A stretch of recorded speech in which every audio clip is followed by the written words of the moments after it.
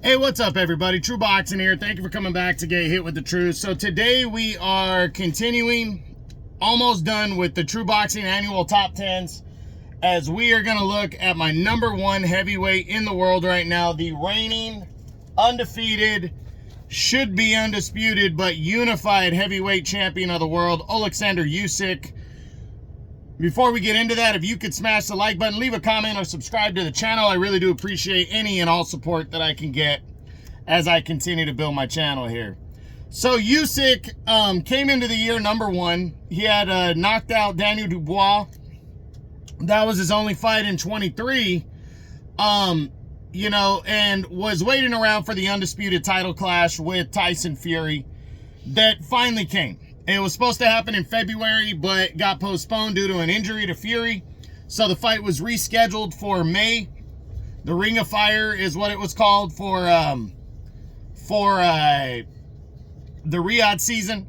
And the two would bring it together. And first half of the fight, Tyson Fury was outworking Oleksandr Usyk. I had Fury up, I think, 5 rounds to 2, something like that after 7 rounds. It was a good matchup. But Usyk found himself, and in the 7th round, actually, he started to turn things around, started to time Fury a little bit better, and then in the 8th round, really took off, really got back into the fight, and then in the 9th round, he hurt Fury badly, put him down in that round, almost stopped him. I mean, there's a lot of people, and to me, I'm going to be honest, I felt like the fight should have been stopped in the 9th round, but it was close, and I respect the referee for allowing Fury to continue, but man, I thought it should have been ruled a stoppage. But the fight went forward. It was a good fight to close out. Fury did get back into it.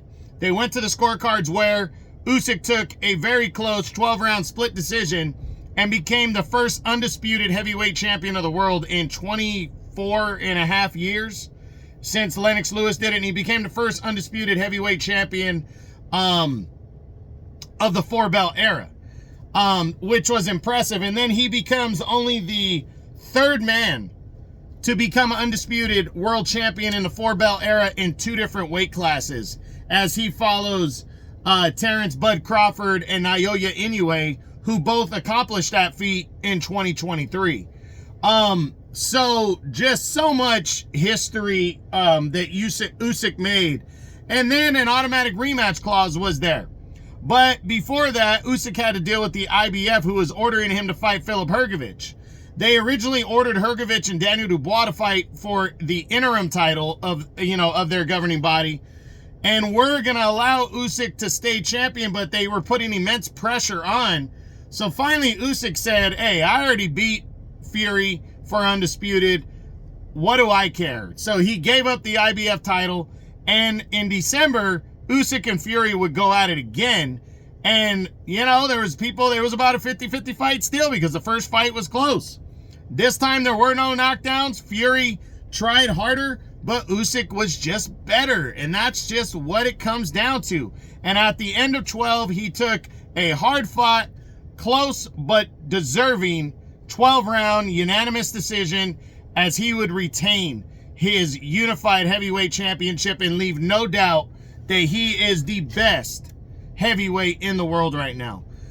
So really established that with the 2 wins over Fury. I think majority would argue that he absolutely deserved both fights. Even the first one, because of the knockdown. So it really was a banner year for Oleksandr Usyk, his 2 biggest wins of his career. And that's saying a lot, because he's got some great fucking wins. Heading into the year, he's 37. He's 23-0 now with 14 knockouts. We don't know what he's going to do next, but he said after Daniel Dubois jumped in the ring and challenged him for a rematch, he said, "I'll fight him again." Really what I think is going to happen, because Dubois is fighting Joseph Parker on February 22nd during Riyadh season on the last Crescendo card.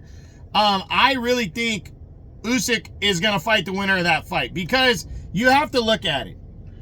If there really isn't anybody else that Usyk has to fight that hasn't been defeated by somebody else now, you really look at the top 10, you even look at Zhilei Zhang. You know, Zhang lost to Joseph Parker. And so even if Zhang were to beat Ajit Kabayel, he still, you know, has suffered defeats to Hrgovic and Parker. So, you know, Usyk wouldn't have to fight those guys. But Kabayel is an interesting one because he's undefeated, but he also doesn't have that big name. So maybe he's another option if he can defeat Zhilei Zhang when they fight. But Hrgovic, he doesn't have to. He beat Joshua twice. Hrgovic is coming off a loss to a guy that Usyk beat. You know, he has a win over Chisora. Martin Bakole, you know, is a guy that scored a big win. If Bakole can knock out Joshua in their showdown, maybe Usyk gives him an opportunity. But I really believe those are the guys in my top 10. But the other ones, you know, he's got 2 wins over Fury. He's got a win over Daniel Dubois.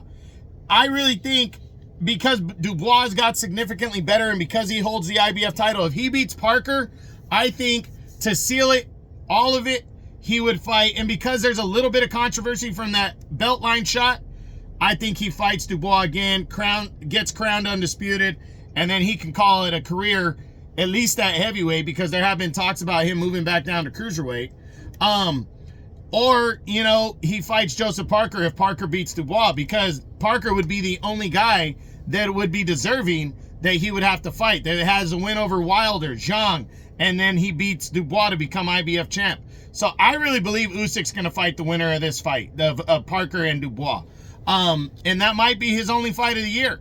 But it will, leave no doubt in anybody's mind, again, that he's undisputed. So, gonna be interesting because I actually think Dubois is better. And for me, I thought that belt line shot was a knockdown. That's my honest opinion, because I didn't feel like it was low. It was right on the belt line in my opinion, but it was also a judgment call. And I can't blame the ref, and you have to stick with the original call. It's almost like football when they throw a flag.